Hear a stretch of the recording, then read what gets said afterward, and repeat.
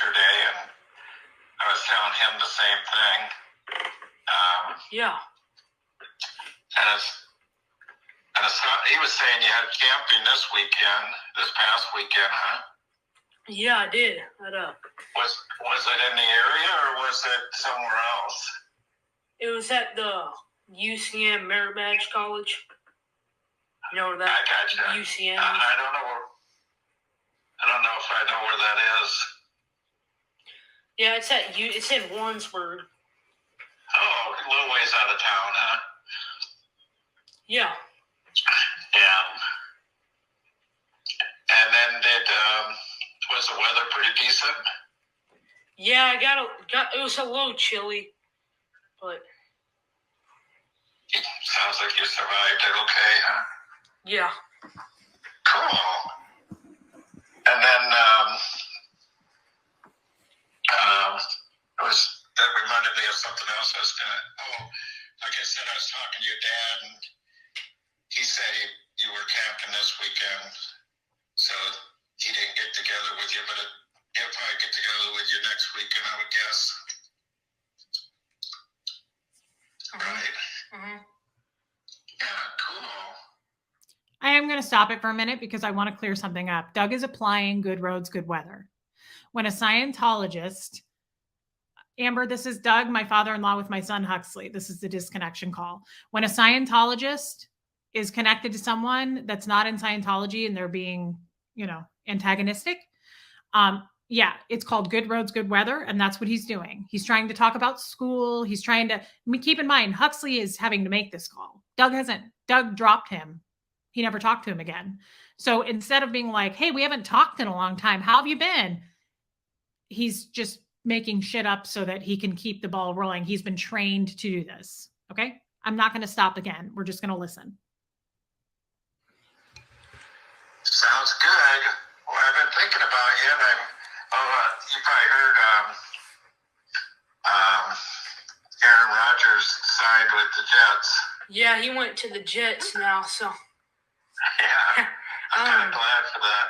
Yeah, and I just wanted to talk a little bit about. Huxley's crying now.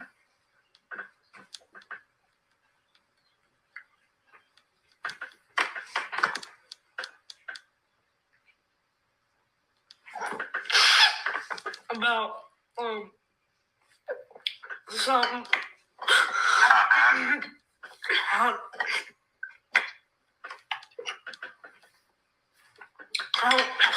I think you know now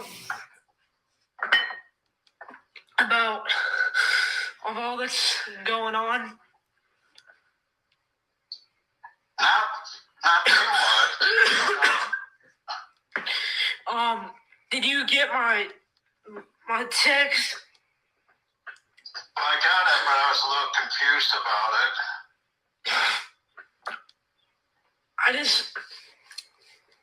I don't know. I really want to. I really just don't want to disconnect. And I know that they're all there probably pressuring you. I know that's the policy. If they're doing that to the church, you guys view it as attacking the church, and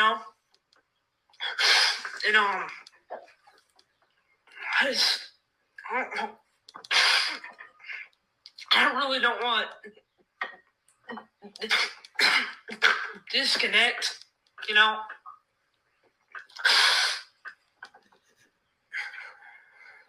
I tell you what, Huxley, I'm going to work with your dad, and I'm going to work with you.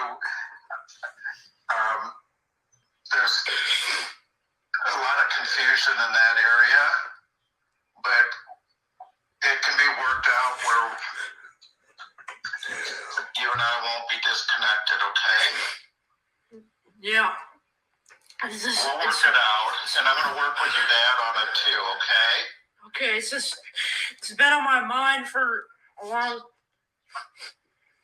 time. Right. I've known you my whole life, and I have to disconnect, you know. Well, You know, it's not how family works. But it'd be great to work it out, you know. yeah. Well, I don't know what you've been told, but well, we can definitely work something out, okay? Okay. And I'm going to be back in Kansas City, and then I'm going to get with your dad, and we're going to work things out, okay? Okay. And I know it's been heavy on your mind. I can understand what you're saying. I just know that's the policy sometimes. Well, there's more to it than that, okay? All right. That's what's kind of confusing, and it's something that your dad and I work on, okay? And we're going to include you too, because like you say, we've been together all these years, and we want to keep that strong relationship, right? Yeah. Yeah, so there's nothing between you and me, and it's nothing we can't work out, okay? Uh-huh. And I definitely love you with all my heart, and I care for you completely. Yeah. And I'm sorry that it's putting you in an upset condition, because I want you to do well, and I want you to do well in school and well with sports, and just have a great life, okay? Yeah. Have a great life. Hang in there. We'll get it figured out, okay? Yeah. And just know that it's going to all work out. All right. Sounds good. Okay? Are you at your house? Yes. Uh-huh. And why don't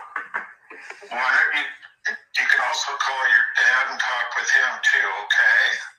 Okay. But just hang in there. We're family, so we'll be okay.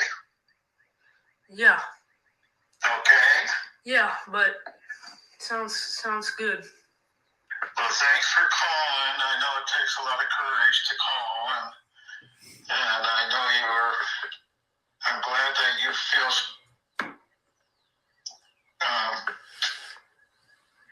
were able to call and reach out for me, okay? Yeah.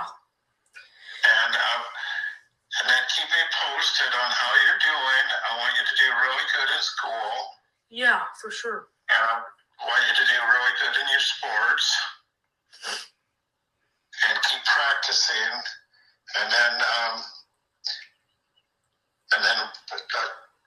we'll get this all figured out, okay? Okay. Okay. But I just wanted to reassure you, and thank you so much for calling. I really appreciate it. Yeah, and I just love you so much. So. Yeah. I love you so much too. Okay. Yes. We'll work it out. We'll make it work. Yeah. Now, just hang in there just a little bit longer, okay? All right. Okay. Love you. Love you. Okay. We'll stay in touch too, okay? You can call anytime. All right.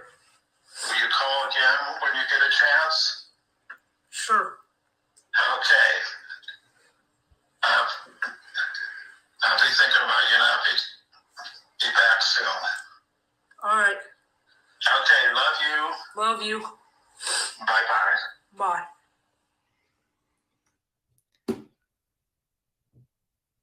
We never heard from Doug Argis again. Never again did he reach out to Huxley. That's the last time. Tomorrow will be 1 year. And I want to keep in mind, he never reached out to Huxley. Huxley, a 13-year-old, had to make that call.